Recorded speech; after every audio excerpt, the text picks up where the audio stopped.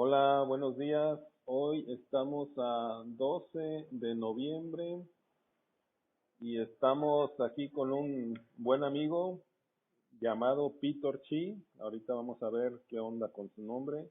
Él es un cuentacuentos, la verdad, muy famoso acá en Colima. Además es un activista y defensor social de causas populares y de la naturaleza.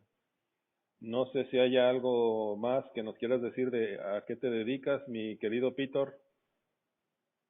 Hola, muy buenos días, es un gusto estar con ustedes. Y bueno, pues nos dedicamos como medio mundo se dedica ahorita en estos tiempos de pandemia y demás aquí en este país a una y mil cosas, casi somos como en la película de Héctor Suárez, mil usos, ¿no? Pero Sí, en el quehacer cultural realmente llevamos ya mucho tiempo, nuestra actividad principal es la narración oral, es ajá, la recopilación de saberes comunitarios eso. tanto en Colima como a lo largo y ancho del país. Hemos trabajado en hacer recopilaciones, en hacer estancias artísticas en donde proponemos nuevas formas de ver la lectura. Somos mediadores de lectura también. Escribimos un poquito de minificción, hacemos cuento corto, somos promotores culturales comunitarios, también lleva gran parte de nuestro trabajo. Trabajamos en barrios, en colonias, tratando de que los jóvenes en situación de riesgo, los niños y las niñas también puedan acceder a todas estas manifestaciones de arte o de líneas transversales de educación para la paz a través de las artes. Entonces, pues llevamos un complejo trabajo de cultura, de promoción artística en muchos aspectos, ¿no? Pero sí, realmente el fuerte que tenemos es la narración oral escénica. Sí, sí.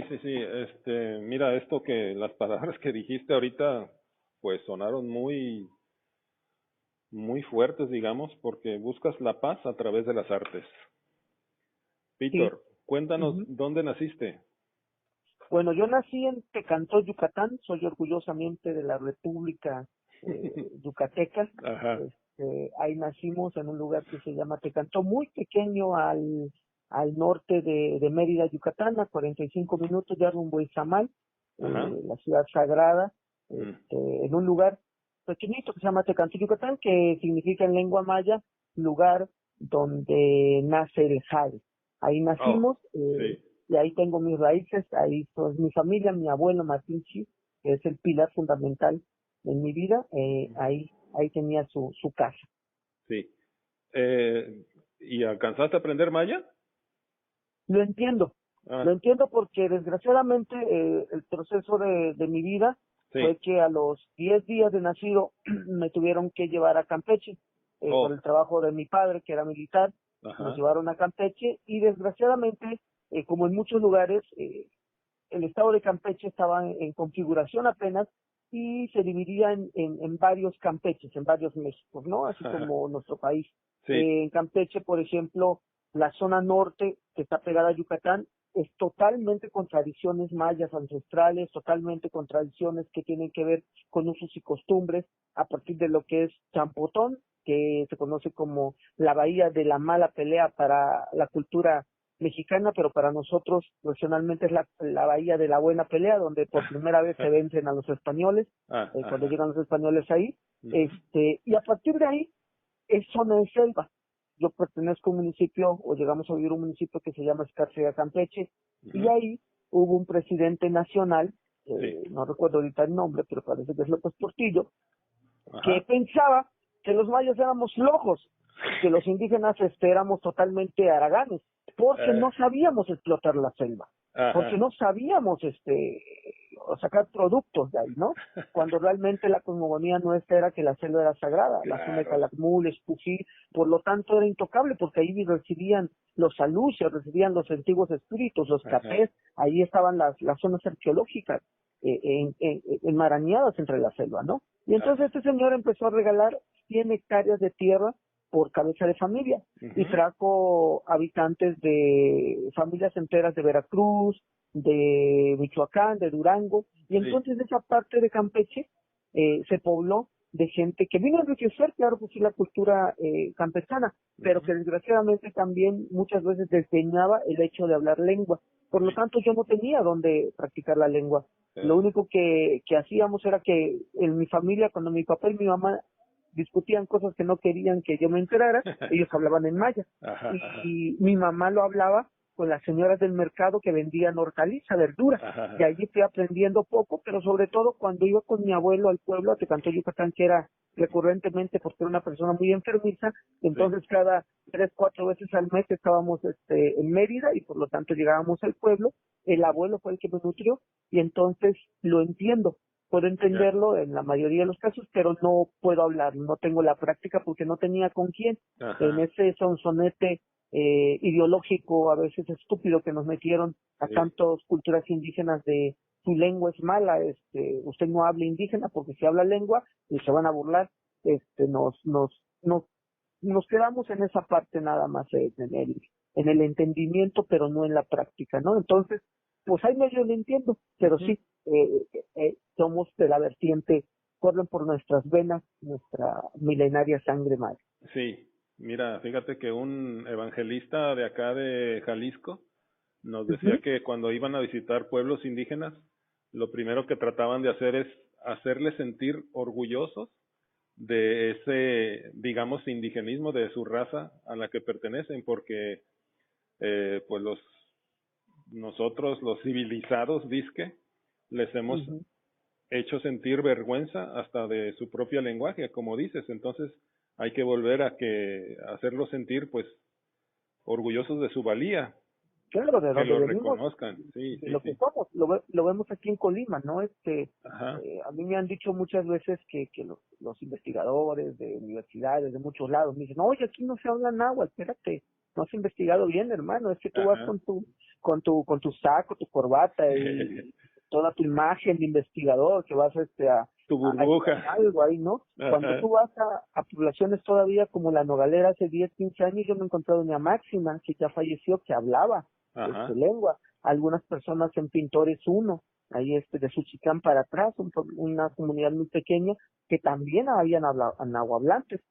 Aquí en Colima, prácticamente, precisamente con el afrancesamiento de Comala, era hacer que se avergonzaran toda la vertiente indígena de Suchitlán, Cofradía, La Cañita, todas esas comunidades que se avergonzaran de hablar lengua, ¿no? Y tanto fue así que en algún tiempo, como tú bien sabes, hasta el gobierno estatal negó en las configuraciones nacionales de pueblos indígenas, hasta creo que en 90 y tantos, se tenía que en Colima oficialmente no había ni pueblos indígenas ni lengua, ¿no?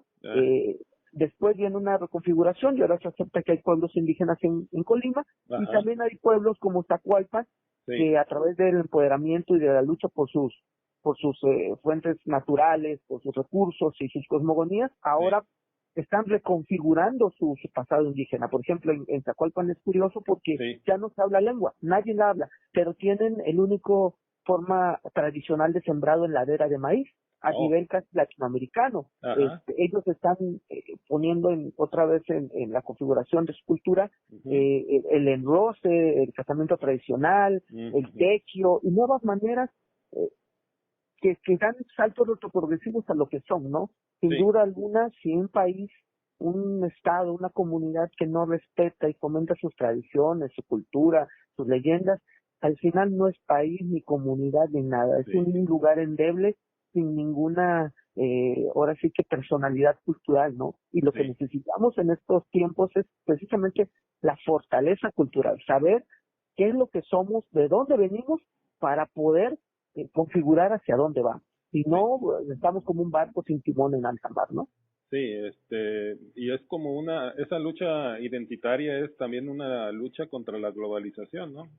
Claro, de resistencia, claro que sí. Por ejemplo, lo vemos claramente con el sentido de pertenencia inglés.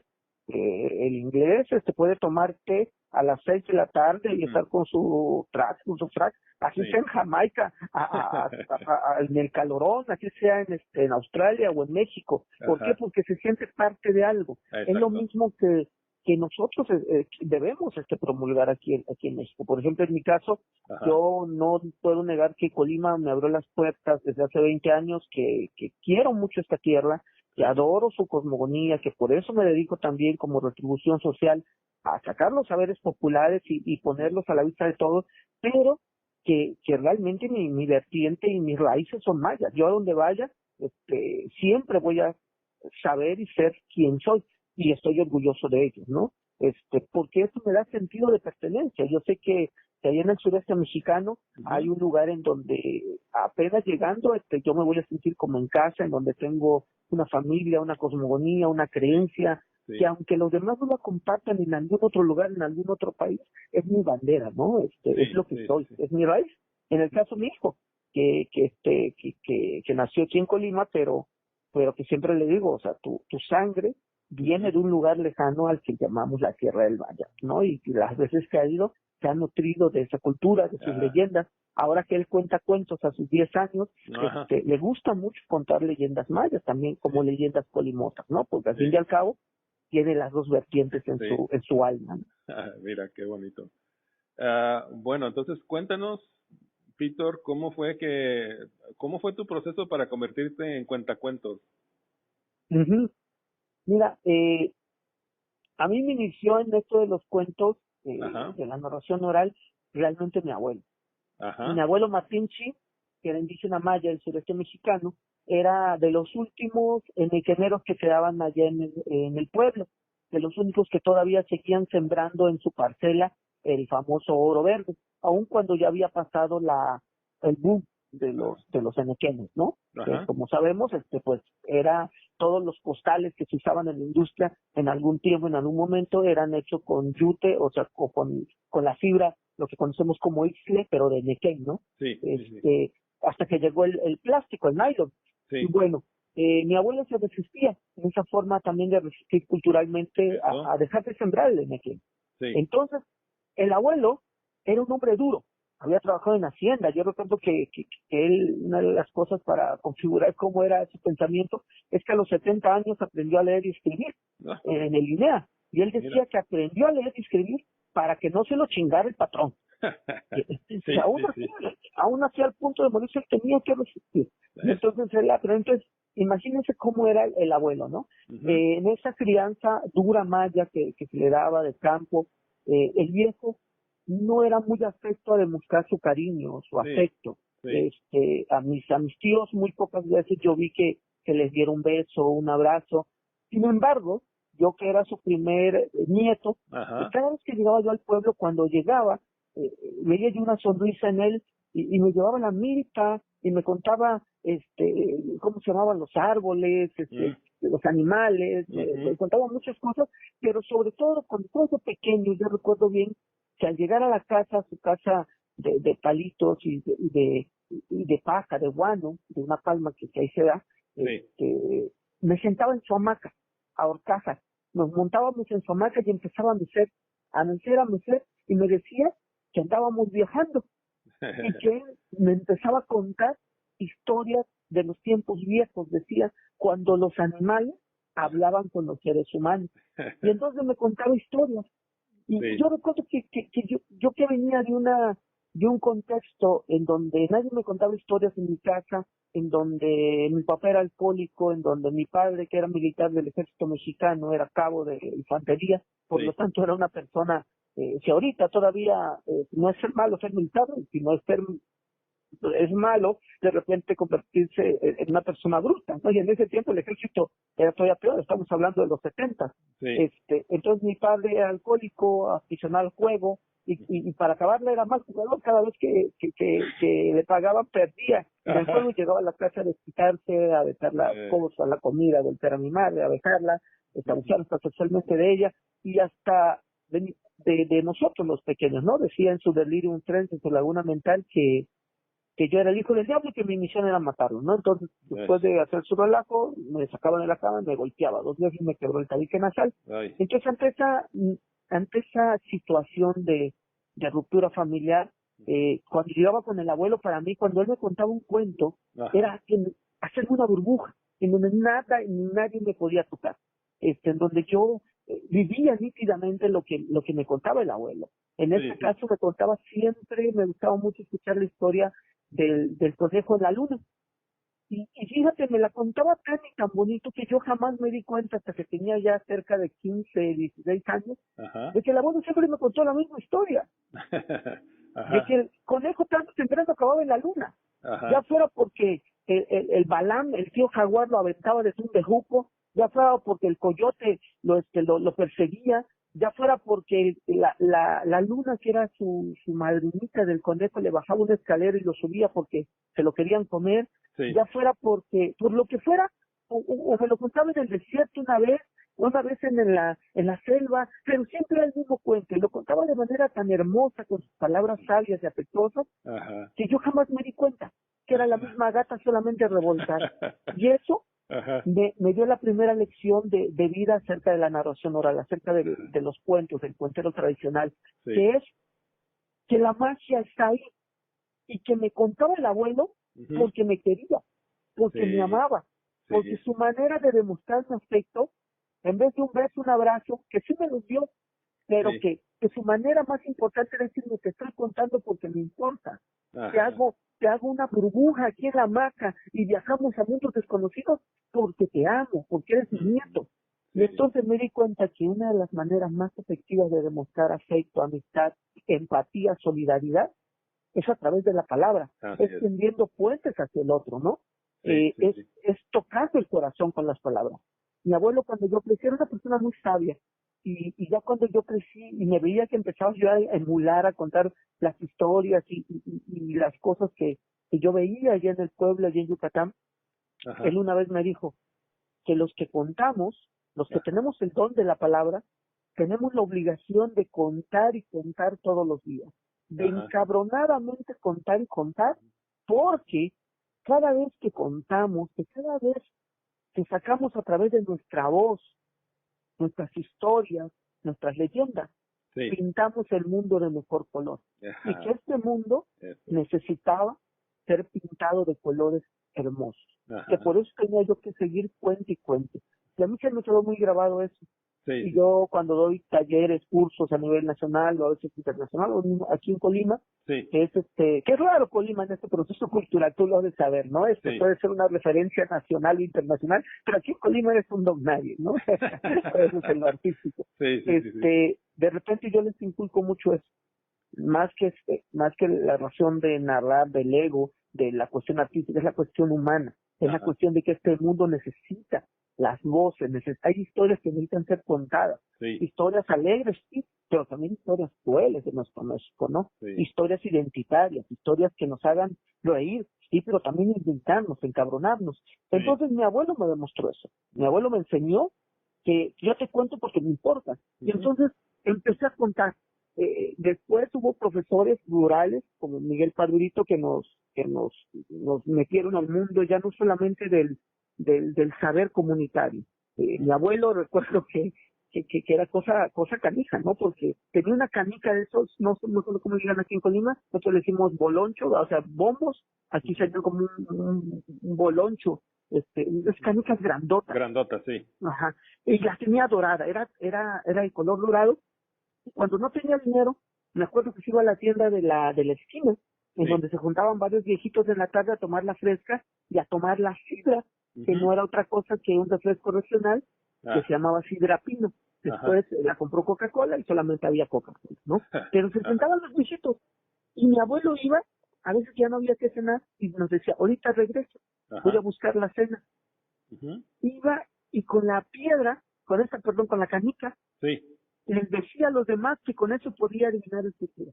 Y entonces la gente, los compañeros campesinos, le preguntaban acerca de que si el tejón se iba a comer su mazorca, que si este año la cosecha iba a estar bien, que si sus hijos iban, su hijo que estaba en Mérida trabajando de alguien, le estaba yendo bien. Y entonces mi abuelo se inventaba unas historias bien locas a través de la canica. Y yo creo que eso me inspiró también para fortalecer nuestros imaginarios colectivos, porque la narración oral eso te da también, la lectura también eso te da. Hoy, por ejemplo, es sin duda que si yo te digo a ti ahorita, imagínate a Bob Esponja. Tú Ajá. Irremediablemente, si te lo digo a ti, o se lo digo a un chino, se lo digo a alguien de Baja California, de Yucatán, se van a imaginar a este personaje de la televisión, de las caricaturas, cuadrado, amarillo, con su short, su camisa blanquita, ¿no? Debajo del mar, junto con el calamardo.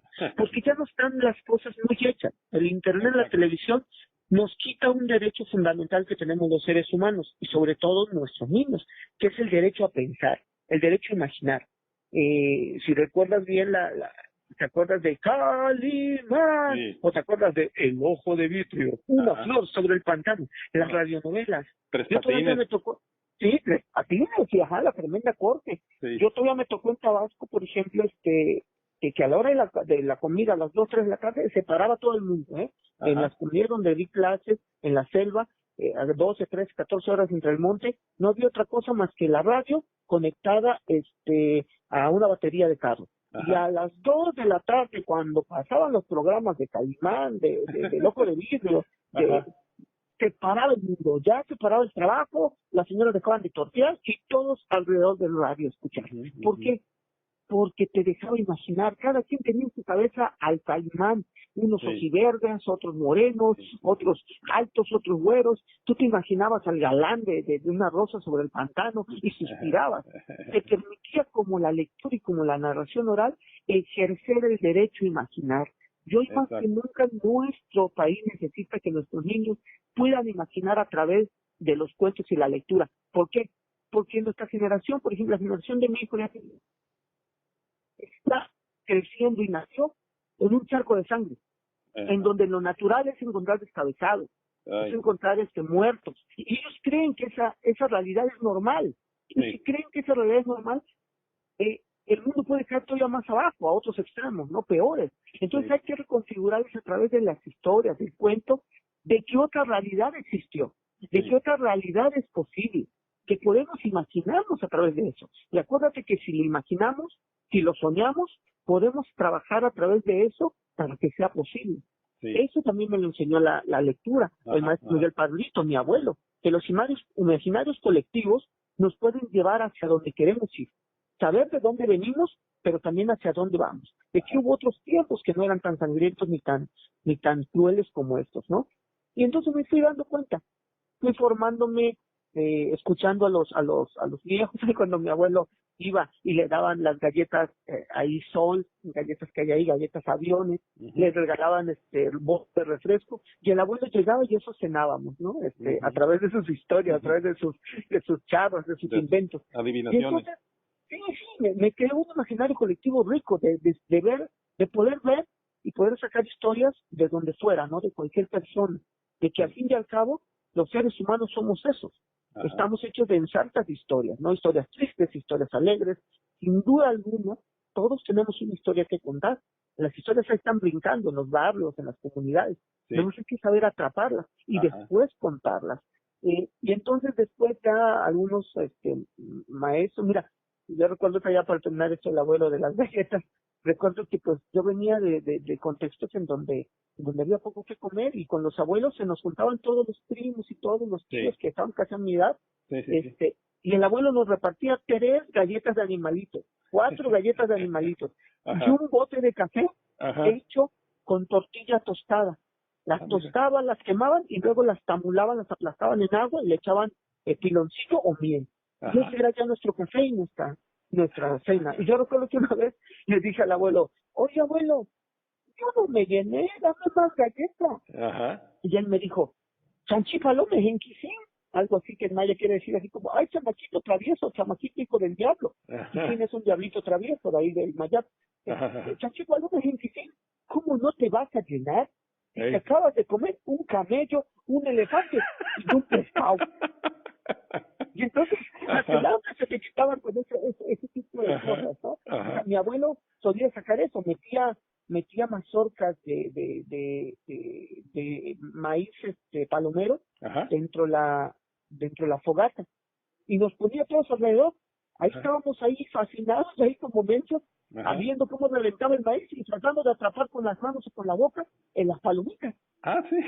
Sí, nos ponía, por ejemplo, me decía que los conejos no eran otra cosa de que fogones que se escapaban de de la hoguera, donde Oh. hacía tortillas mi abuela. Ajá. Decía, fíjate, mira, ahí están sus ojos. Y pues Ujú. claro, cuando el carbón prendía, había pues rojos, cosas rojas, ¿no? Y Sí. decía, fíjate en los ojos del conejo. Tenía conejos mi abuelo.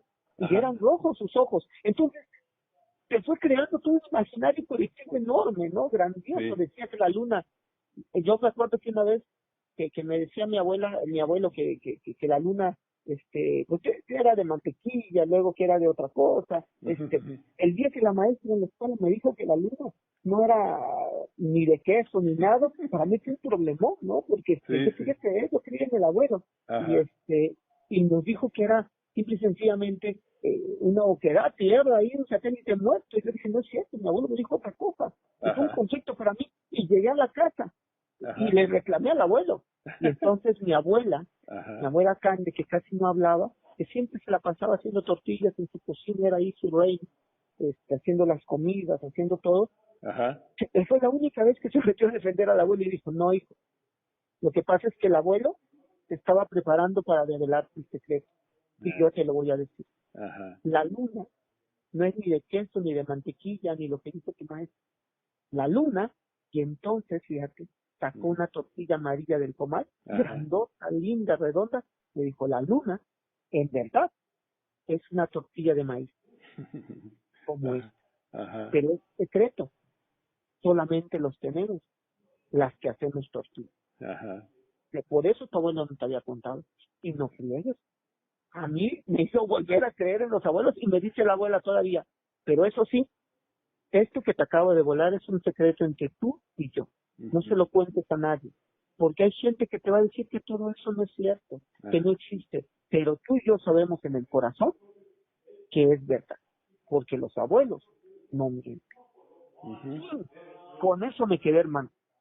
Y te digo ya luego los procesos lectores con maestros que fueron totalmente, ahora sí que unas luces en nuestro camino. Yo vengo de un contexto muy difícil, te digo, familiar, en el Sí. barrio, pues era un barrio totalmente violento, pobre, en donde solamente terminabas en el cerezo, o si bien te iba de Sí. militar, Sí.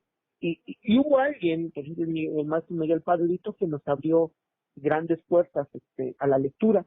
Fue el primero que me regaló un libro, el libro de Horacio Quiroga Ah. de Cuentos de la Selva. Ujú. Un día llegó y me dijo, chino, porque así me decían, porque por un problema con un frenillo en la boca no podía pronunciar la R, la Ujú. doble R. Ah.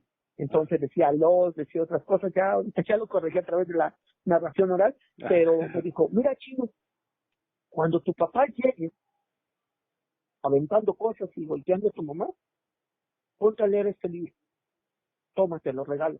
Primero mi reacción fue, viejo loco, qué chingo me tiene que andar diciendo a mí que mi papá y que no sé qué. Pero era de esos profesores rurales que ya no existen porque desgraciadamente cada vez se están cerrando más y más las escuelas rurales y esos profesores yo recuerdo que sabían hasta de qué número calzaba cada quien de ahí desde su clase, que si no ibas iban a tu casa a ver por qué chingados no había sido, tenías calenturas, tenías diarrea o porque tus papás no te querían mandar. Sí. Era de esta clase de maestros, el maestro Miguel Padrito. Él era egresado de la normal rural de Celcacán, Campeche, que todavía existe y Sí. que orgullosamente por ahí estuve también un tiempo. Ajá. Era otro tipo de maestros, ¿no? Que desgraciadamente son más escasos cada día. Sí. Y de repente, ese día, como se abrí, llegó llegó mi padre y haciendo su show. Yo me acordé del libro que me dio el maestro Miguel Padrito. Ujú. Me metí debajo de mi catre, Ujú. un catre de tijera de esos Ah. postales. Sí, sí, Y sí. me metí debajo con una lámpara y abrí el libro exactamente donde estaba la historia de las medias de los flamencos. Esa Ujú. historia que dice que los flamencos fueron invitados a una fiesta y que como tenían las patas flacas y feas, decidieron matar unas culebras, Ujú. palillos, y se pusieron de media sus pieles y que Sí. se fueron a bailar y que ahí bailando pues quedaron en el entendido de que no podían dejar de bailar porque si no las demás culebras que estaban ahí parientes de las que traían pues las iban a ver, ¿no? Y Ujú. una de esas pues ya bien borrachitas, bien loquitas, pues se dejaron de bailar y las otras serpientes vieron que pues ahí caían a sus parientes y pues que les caen a puro picotazo, ¿no? Y cuenta Horacio Quiroga que por eso los flamencos Sí. se metieron al agua, viven en el agua, que Sí. porque todavía hoy día les arde las picotazos que les dieron las culebras Ajá. y que también por eso se paran haciendo un 4 porque se están tomando las patas. Rápidamente haciendo esta versión, bueno, imagínate, si nos pudimos crear imágenes de este cuento, imagínate para alguien a los 10 años que está siendo violentado, que tiene todo este rollo en su casa, lo que significó esa lectura. En ese momento me olvidé de los gritos de dolor de mi mamá, de los gritos de mi padre, y me llevé a otro mundo, me fui a otro mundo. Cuando me di cuenta que la lectura, que los cuentos te pueden traer esa burbuja, la siguiente vez que llegó mi padre también violentando otra vez en sus rollos, ya no fui yo solo al que se metió en el cacho. Metí a mis 3 hermanitos y abrimos el libro y leímos la historia de la Guerra de los Yacales. Ahí me di cuenta que en entornos desfavorables totalmente, la lectura, los cuentos, también te pueden dar un momento de respiro, un momento de ahora sí que de paraíso entre tanta podredumbre. Entonces me di cuenta que bien es cierto, o sea, hay gente que ahorita vende los cuentos como de que te va a curar el cáncer, te va a sanar. Espérate, no hace eso. O sea, los cuentos te ayudan a hacer resiliencia y pueden ser un arma fundamental, como es lo que nosotros hacemos en los contextos de situación de riesgo de niños, niñas, en comunidades en empoderamiento. Puede ser una herramienta para hacer catarsis, para ayudarte, para que te reflejes en una historia ahí. Sí, pero tiene que ir acompañada de otros procesos para dar un resultado, porque el niño, por más que escuche media hora un cuento y hace su imaginación y su corazón, cuando llegue a su casa va a seguir teniendo hambre, cuando llegue a su casa va a seguir el papá golpeador, cuando llegue a su casa tal vez lo van a seguir explotando sexualmente o laboralmente, y va a seguir teniendo violencia, va a seguir teniendo toda esta situación de crisis económica, social, pero le puede ayudar a mirar otro panorama, a mirar hacia otro puerto, hacia otras realidades son posibles. Eso, entonces, la narración oral yo la empleo en ese sentido. Tiene sentido lúdico, tiene sentido del divertimento, pero también como un abrazo a la conciencia. A veces, cuando me toca, por ejemplo, ir a narrar y me contratan o me llevan a entornos como universidades privadas, en donde todo está bien chido, sí, se apaga el televisor, pues no hay realidad dura, ¿no? Hay que contar, por ejemplo, cuentos que vayan directo a la conciencia del corazón.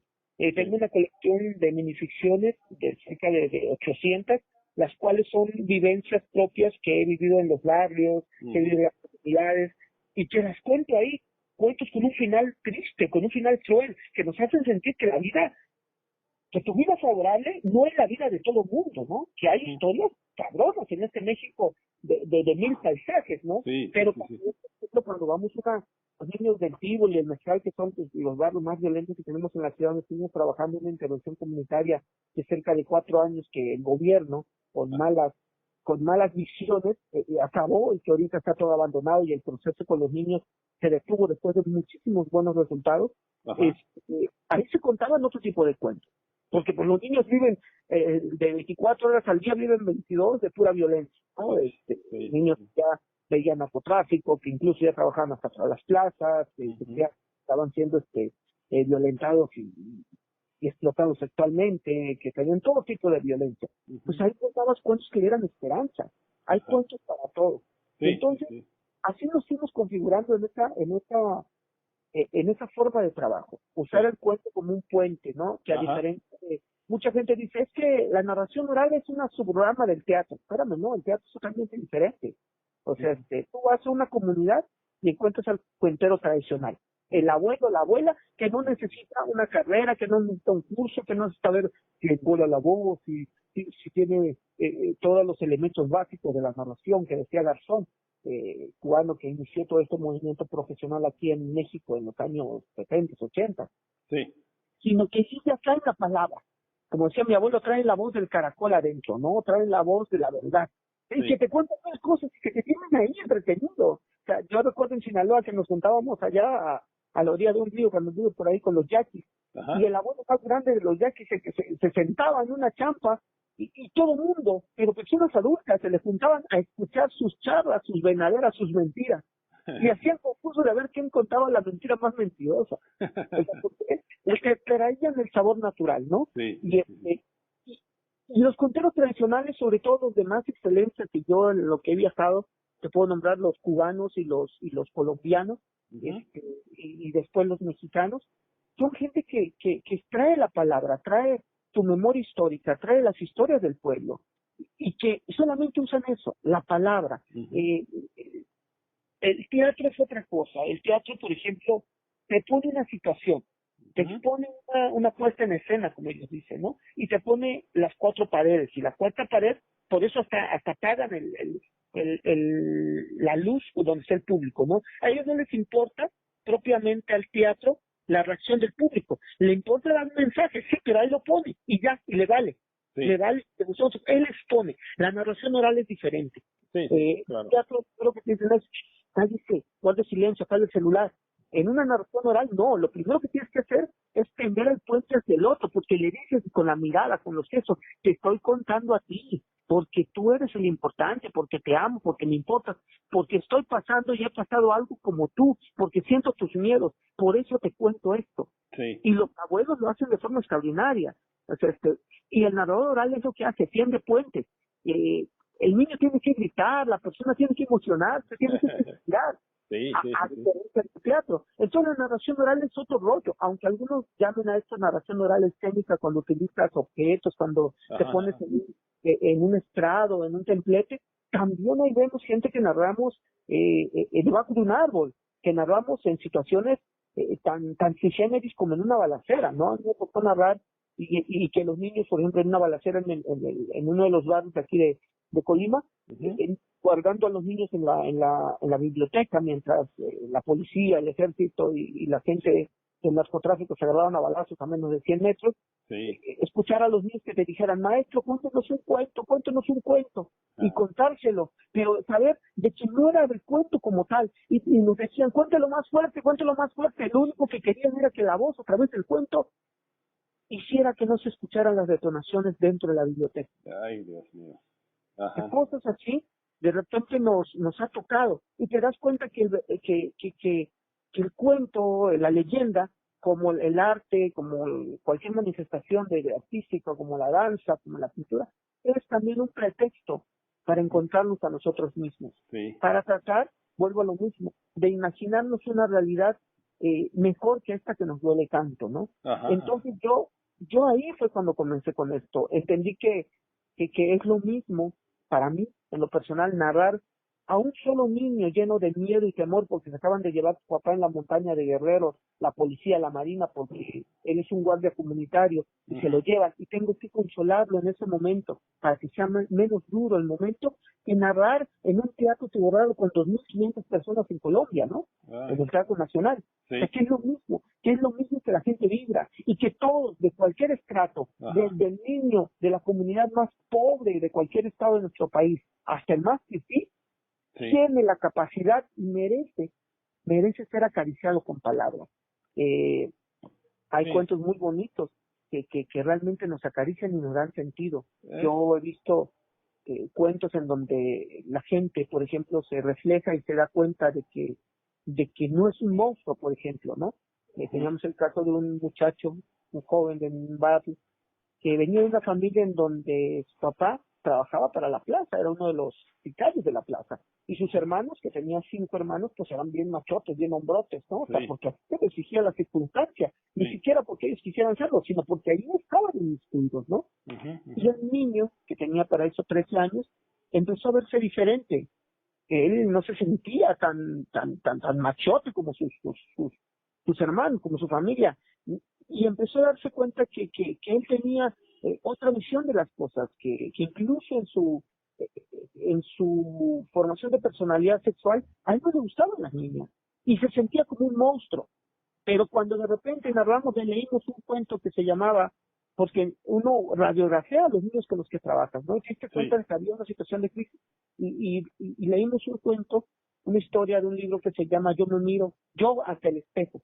Y en donde una niña se da cuenta que pues a ella no le gusta el mole como le gusta a todos en su casa, que no le gusta jugar a las muñecas, sino jugar fútbol. Y al final se da cuenta de que ella es muy diferente a todos, pero que está bien, que está bien ser diferente, y que ella tenía igual que todos 2 ojos, 2 orejas, 2 pies, y por lo tanto era igual a todos, pero que era diferente, y eso estaba bien. Sí. El niño se da cuenta de eso y se da cuenta que no es un monstruo. Se ve reflejado en la historia y entiende de que hay personas que como él, en la crisis que estaba pasando, de que hay otra gente que también la pasa. Sí. Y entonces eso te da sentido de pertenencia y de comunidad. ¿Sí? Cuando contamos un cuento y te pones a contar una historia en donde hay violencia, por ejemplo, hacia la mujer, en donde la violenta el marido, ¿no? Nos ha tocado ver a doñas de 70, 80 años que por primera vez se atreven a hablar después del cuento, de decir, ¿saben qué? Pues sí, a mí me violentaron. ¿Saben qué? Pues sí, a mí me hacen violencia. O sea, y esa parte es la que más me gusta de lo que hacemos, de la narración oral. Sí. Más que la parte artística, de la parte de que, oh, sí, yo soy narrador, conocido, y eso, no, es la parte de lo que das y lo que haces para con el otro. De lo que recibes. Social. Claro, y de lo que recibimos, claro que sí. Y así fue como me inicié, y así fue como lo que hacemos en el trabajo. Lo usamos como un pretexto para detonar otras dinámicas. Sí. Todo este rollo que el fomento a la lectura, por ejemplo, que de 20 años para acá tuvo un boom, ¿no? Pero de repente se confunde el fomento a la lectura también con que leas bien rápido, con que leas, no sé, tantos palabras por minuto, que tengas que leer tantos libros por día, tantos minutos, y no es así.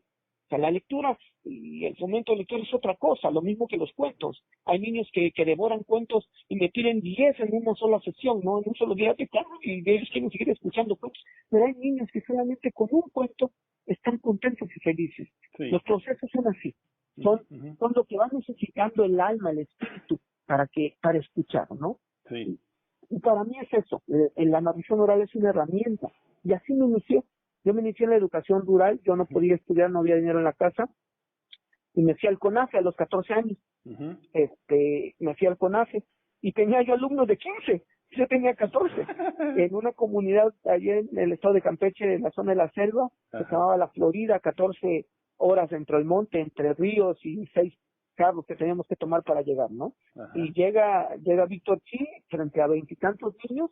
La gran mayoría eran de primero y segundo, niños que no sabían leer y escribir, y que teníamos que enseñar, y así te capacitaban en un mes y medio, o sea, prácticamente no tenías armas, no tenías recursos. Y dije, pues, ¿qué hago? Estos niños no los puedo calmar, parecen changos, unos por acá arriba, otros por acá, otros peleando, ¿qué hago? Y entonces, pues que les voy contando cuentos. Y entonces que me encuentro una cosa maravillosa que se llamaba biblioteca de aula. A diferencia de las bibliotecas de las escuelas, digamos, normales que hay en la ciudad, el CONAFE en esos tiempos tenía las bibliotecas más hermosas que puede haber en todo el país, que ahorita, por ejemplo, a quien le interese, están de manera digital en la biblioteca ILSE, Instituto Latinoamericano de Educación. Sí. Ahí están en línea. Y hay unas colecciones hermosas que se llaman literatura infantil, que son las compilaciones de leyendas tradicionales de comunidades más hermosas que he visto en todo el país, ¿no? A la par o mejor que incluso el libro de Muñoz Ledo, de la hija de este señor político, que se llama Bestiario, que hizo una recopilación por 3 años en todo el país, ¿no? Y que trae todos los asustadores de todo el país. Aún mejor. Y entonces yo leí esas historias y me di cuenta que tenía un tesoro ahí. ¿Y qué crees? Al final de ciclo escolar, esos chiquillos no aprendieron a leer, pero todo el mundo se sabía todas las leyendas que había en los libros. Se las contaba todo el día, los tenía calladitos, calmaditos, así como si de veras, como si a un perro rabioso, un pitbull, le sobara la panza. Así lo tenía, con historias y cuentos. No aprendieron a leer, tal vez, pero le dieron significado a la lectura. Vieron que de esos libros salían cosas maravillosas como esos cuentos que yo les contaba. Y entonces, a través de todo eso, fui configurando hacia dónde quería yo llevar todo este rollo de la narración oral. Después ya lo hice de manera más profesional. Mucha gente me pregunta, conozco a todos los grandes narradores de México, Germán Argueta, Bea Falero, Ana Newman, o sea, todos a los que mi nombre se he narrado con ellos, en escenarios repletos, mano a mano, y conozco a Bonifacio Fogo, Aldo Méndez, me ha tocado y contar con ellos, son ya estrellas internacionales, ¿no? Y uno sabe lo que es, de manera, y muchas veces ellos me preguntan o me han preguntado en entrevistas, ¿quién fue tu maestro? ¿Estudiaste con Germán Arrieta? ¿Estudiaste, te dio cursos los cubanos, ¿quiénes? Y yo les digo siempre orgullosamente que yo aprendí a contar donde se tiene que aprender a contar, con el público, con los niños, en la comunidad, que mi gran maestro fue Martín Chi, aquel indígena abuelo mío, que a través del tiempo yo me he nutrido de todo lo que veo de los grandes maestros, porque sí son grandes maestros, de todo lo que he visto en el escenario, pero que mi esencia viene del pueblo, que mi esencia viene del cuentero tradicional. Por eso me gusta mucho narrar con compas colombianos. Tengo un montón de amigos de los más grandes narradores colombianos que me encanta haber ido a Colombia a narrar con ellos, porque se parecen mucho al estilo de nosotros. Cuentan vivencia, cuentan cosas del pueblo, con los cubanos. Allá en Cuba, te quedas menso frente a las cuenteras tradicionales, frente a las abuelas. Me tocó conocer a la gran maestra de Cana Aide, que acaba de morir, que tenía más de 110 años y que todavía contaba cuentos a sus 110 años, ¿no? Así toda chiquita, me tocó verla en un festival de que la traían en silla de ruedas y decía, y yo la vi y dije, ¿y esa Aide? Ella no va a poder contar, con trabajo pues, respira. Pero la señora, cuando nos contó una pequeña historia, se transformó. Parecía que tenía 20 años. Contando. Porque te da vitalidad. Te da vitalidad, te da sentido a la vida también del narrador. Entonces, pues nosotros compartimos eso. Usamos la narración oral más que de forma estética, lo usamos de forma afectiva, de forma efectiva y afectiva. Y entonces siempre ha sido ese el orgullo. O sea, de saber que narramos desde lo que somos, desde nuestras poses originales. No inventamos poses, ¿no? Uno no puede narrar lo que no es tuyo, lo que no sabes y no sientes, ¿no? Y la gente lo entiende, lo siente. Y por ejemplo, ahorita en la pandemia, en todo este rollo de estar con miedo, con terror, aunado ya a los miedos que teníamos de salir de casa, de la delincuencia, la narración oral nos ha servido para sobrevivir como todas las artes. O sea, ¿qué haríamos, imagínate, sin la música, ahorita en la pandemia, sin los libros, sin el cine? Sin toda la oferta de cuentacuentos, de narración, de poesía, lecturas en voz alta que hay en la red, ¿qué haríamos? Nos volveríamos locos. Sin embargo, uno de los sectores más lastimados de todos los niveles, municipales, estatales y federales, aunque pensamos que iba a ser otra cosa, ha sido el sector artístico. Los artistas sí que nos estamos muriendo de hambre.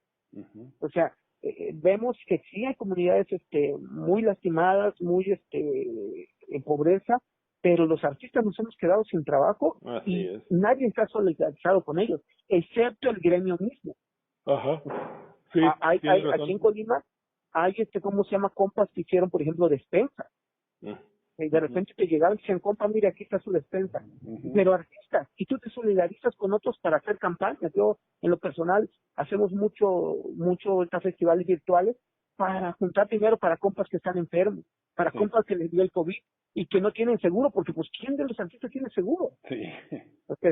Entonces estos roles también me han servido para ser empáticos, ¿no? Y la narración oral es eso, es empatía, es solidaridad, es esa parte, más que la parte solamente puramente artística, ¿no? Yo soy orgulloso de que en muchos lugares me reconozcan y que sea yo referencia en trabajo comunitario, más que aquí en Colima. En Colima soy el contero, ¿no? Pero a nivel nacional sí tengo otros parámetros que grandes organizaciones me busquen, ¿no? Para narrar, para contar nuestra experiencia, para dar talleres de muchas cosas, para estos festivales nacionales e internacionales, que a mi hijo ya lo busquen también. Porque eso lo hacemos en familia, esa es la otra cosa. O sea, yo he tenido 4 parejas y las 4 así están lindísimas, chulas, muy buenas personas las 4, y las 4 han sido a través de los cuentos, ¿no? A través de la narración oral. Bien o mal, pues las situaciones de la vida, ni siquiera las situaciones digamos, personales, sino las situaciones a veces de trabajo y de la vida no nos han permitido estar ahí. Pero con la pareja con la que he tenido mi hijo, sucedió algo muy, muy lindo, que es que los 3, como parte del trabajo familiar, como parte de lo nuestro, nos hemos abocado a contar cuentos. Los 3 contamos, mi esposa, mi hijo y yo, y contamos en un proyecto que se llama Leyendas y Misterios de los Pueblos de Colima. Tiene más de 15 años aquí en Colima, que es el proyecto en donde se visitaron más del 80% de las comunidades rurales del país, del estado. Tenemos cerca de 400 leyendas. Y que fíjate algo curioso, a pesar de que empezó como una iniciativa ciudadana propia, después se hizo institucional. Durante mucho tiempo, entre el tiempo de Rubén Pérez Anguiano, nos acogió la Secretaría de Cultura, nos acogió la Secretaría de Cultura Federal, porque era un proyecto muy sobresaliente que con muy poco dinero, teníamos en ese tiempo 1,000 pesos de beca, imagínate, para 2 personas, y con eso pagar el proyecto. Nos íbamos a las comunidades 3, 4 días, Sí. a llevar talleres artísticos, pero también a hacer recopilación. Y juntamos cerca de 400 leyendas, que hoy día las publicamos diariamente en el perfil de Facebook Leyendas y Misterios, y Órale. que también son las que cuento. Y que a través de la pandemia hemos sacado también cerca de 50 leyendas narradas, entre mi hijo, mi esposo y yo, para la página que se llama Fortaleciendo la Red, Sí. Leyendas de Colima. Pero algo curioso, a pesar que se le hemos ofrecido a múltiples administraciones para Sí. hacer un sitio web donde estuvieran albergadas sin costo, Ándale, eso sería muy apuro, importante. sí, nadie ha querido hacerlo. Y No, es que no se valora. no No se se valora. valora. Y hay Ajá. respuestas tan, perdón por la palabra, pero tan estúpidas de los funcionarios, como decir, pero esas son leyendas, esas las conocemos todos, las conocen los viejos, sí, pero las conocen esos viejitos que se están muriendo. Y que cuando fallecen, la historia se va con ellos. Actualmente yo tengo las historias, yo tengo los derechos, y en la editorial Cartonera que yo tengo, pues los publicamos. Incluso regalamos a veces los libros, regalamos en PDF los contenidos, los publicamos a veces. Fíjate, es curioso porque cuando publicamos las leyendas diario, hay seguidores que desde Colombia, desde Perú, replican las leyendas. Mira. Y aquí en Colima no. El Es clásico, raro, ¿no? el clásico valorado por los extranjeros. Claro, Ajá. es raro. Ahorita, por ejemplo, ayer me hicieron una llamada a un promotor italiano que está interesado en que grabemos las leyendas en Querétaro, que tiene ahí su estudio, para poder hacer audiolibros con leyendas para que podamos, que puedan ellos distribuirlas. Sí. Y aquí no, a pesar de que las instituciones tienen estudios de grabación, de que hay una radio oficial, hemos ido a ofrecer hasta las radios culturales el proyecto de contar, pero no tan larga, ni siquiera cobrando, de forma gratuita, porque de una otra manera, te digo que eso lo hacemos en familia, es lo que da sentido también a nuestra pertenencia al Estado, ¿no? Sí. Pero es raro el Estado del Colima, ¿no? Sí. Sin embargo, los que somos promotores culturales, actores culturales de a pie, estamos totalmente convencidos que tenemos que seguir bregando, porque en mi caso no es el único caso. Aquí hay escritores, aquí hay actores, hay de todo tipo, de que también son muy poco valorados en el Estado, ¿no? Y tienes que salirte, tienes que irte de aquí para poder tener el techo. Sin embargo, algunos le hemos apostado a que aquí también está nuestra familia, aquí también está la raíz, y que tenemos que, precisamente por esas malas situaciones, esos malos manejos, a veces malas visiones, que tenemos que seguir chingando, ¿no? Porque si no, entonces el trabajo, ahí está. Nosotros utilizamos los cuentos para eso.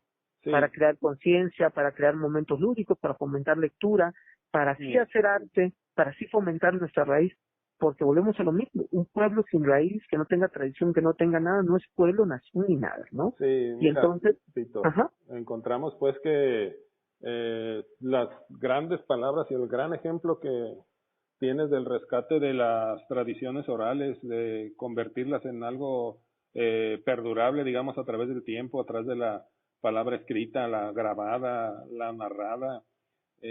Ciertamente te vemos que tú sí buscas la paz, como dices, a través de las artes, y claramente vemos que has encontrado tu razón de ser, porque se te ve muy satisfecho por lo que nos cuentas de todo lo que has logrado, de tu familia misma, cómo también está inmiscuida en no en este quehacer, sino en este rescate que están haciendo entre ustedes tres. Pues realmente ha sido una charla muy, muy interesante lo que nos has contado. Da para más. Yo pienso que te llamaría de nuevo para hacer otra segunda parte, si te parece. Y por hoy vamos a terminar aquí. Muy agradecidos todos, yo principalmente, con todo lo que nos has contado, Víctor. Claro que sí, es un gusto haber compartido con ustedes. Siempre estamos a la disposición, siempre estamos a la orden para poder realizar en procesos, en grandes en grandes esfuerzos como los que tú haces también para seguir bregando y llevando la cultura a donde tiene que llegar. Yo sí les diría como último mensaje a toda la gente que nos escucha, de verdad, no dejen morir nuestra memoria, no dejen morir las artes, no dejen de soñar. Otra realidad es posible. Hay que apostarle a lo que sentimos, hay que apostarle a lo que el huarache y el corazón nos indica. Esa es la apuesta adecuada.